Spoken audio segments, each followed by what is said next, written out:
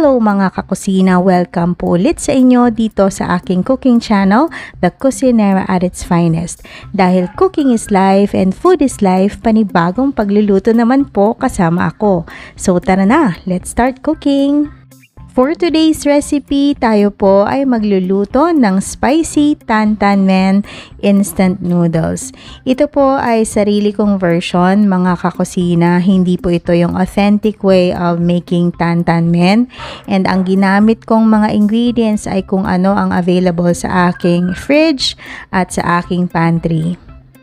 For our spicy Tantanmen Instant Noodles, ang una nating gagawin ay ang ating spicy pork. And we will need 250 grams of ground pork. To this, we will add chili garlic oil. I am sauteing the pork with the chili garlic oil. Hindi na po ako naglagay ng cooking oil pa because we will render the fat from the pork.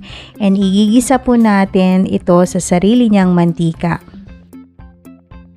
Next, we will add minced ginger and minced garlic.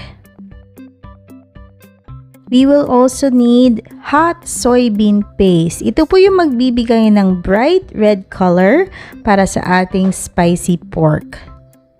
Now, titimplahan na po natin ang ating spicy pork with a little bit of soy sauce and a little bit of vinegar at kaunting asukal para po mag-balance lahat ng flavors na nilagay natin sa ating pork.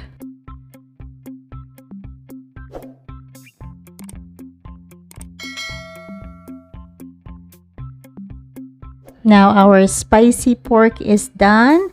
We will set this aside and keep it warm. Next, we will make our peanut sauce. Now, ang original na Tantanmen uses sesame paste, kaso wala po tayo noon. So, we will make use of peanut butter, a little bit of vinegar, a little bit of liquid seasoning, sesame oil, and Japanese chili oil. So, paghahalu-haluin lang po natin ang ingredients para sa ating peanut sauce. And I will suggest na gawin nyo ito sa mismong bowl kung saan na kayo kakain ng ramen. This is good for one serving.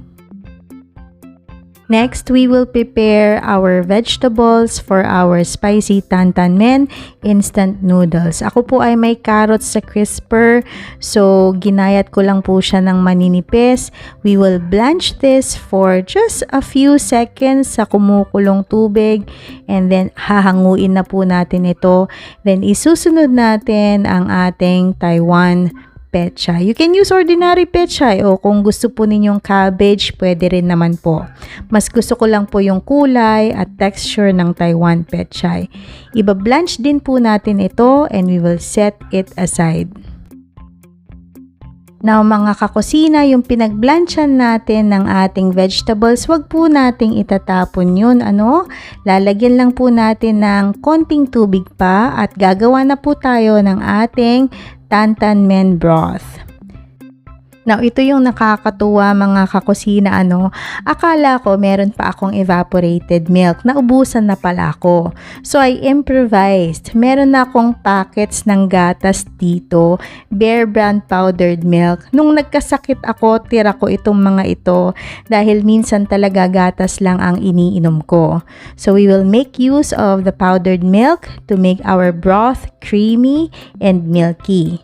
And of course, I am using my all-time favorite Jin Ramen. I am adding the seasoning packs from the Jin Ramen pack. We will add it to our milky broth para po magkalasa na po siya ng talagang spicy ramen. Now, I'm gonna cook the noodles and gusto ko po talaga yung al dente na noodles. So, ganito po ang ginagawa ko. Binabantayan ko po talaga siya and inaangat ko siya ng inaangat para makita kong naghihiwa-hiwalay ang ating instant noodles. Kapag hiwa-hiwalay na po siya and malambot na po siya, that's good enough for me. Hindi ko na po hinaantay talaga ang 4 minutes para maluto ko yung ating instant ramen. Now, i-assemble na po natin ito sa ating bowl. na merong peanut sauce. I added the instant ramen, I added the broth, and we added our spicy pork, ang ating Taiwan pechay, ang ating carrots.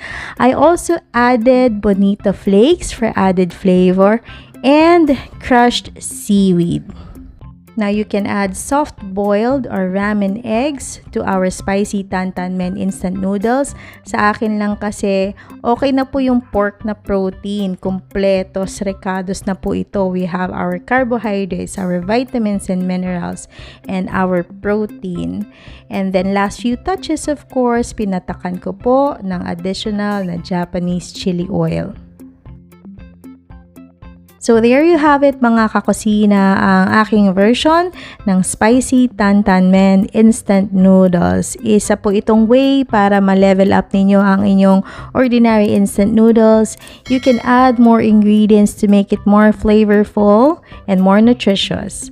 Sana po ay may natutunan kayo at nagustuhan ninyo ang ating recipe for today. See you again on the next video mga kakusina. Bye now!